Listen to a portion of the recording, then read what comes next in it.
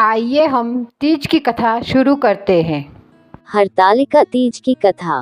कथा के अनुसार माता पार्वती ने भगवान शिव के लिए कठोर तपस्या की।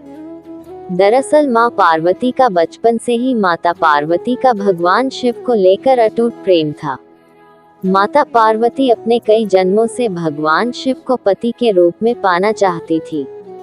इसके लिए उन्होंने हिमालय पर्वत के गंगा तट पर बचपन से ही कठोर तपस्या शुरू की। माता पार्वती ने इस तप में अन्न और जल का त्याग कर दिया था।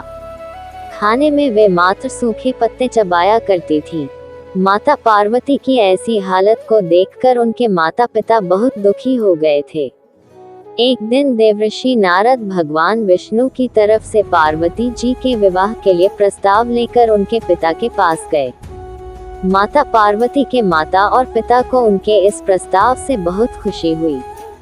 इसके बाद उन्होंने इस प्रस्ताव के बारे में मां पार्वती को सुनाया। माता पार्वती इस समाचार को पाकर बहुत दुखी हुई, क्योंकि वो अपने मन में भगवान शिव को अपना पति मान चुकी थी।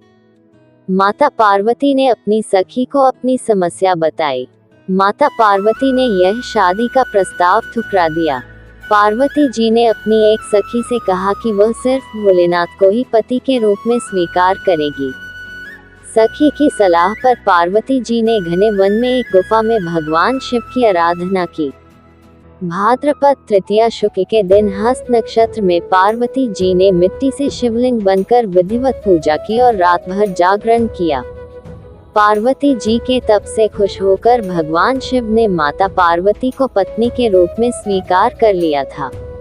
कहा जाता है कि जिस कठोर तपस्या से माता पार्वती ने भगवान शिव को पाया, उसी तरह इस व्रत को करने वाली सभी महिलाओं के सुहाग की उम्र लंबी हो और उनका वैवाहिक जीवन खुशहाल रहे। माना जाता है कि जो इस व्रत को पूरे विधि विधान और श्रद्धा पूर्वक व्रत करती है, उन्हें इच्छानुसार वर की प्राप्ति होती है। जय शिव शंभू।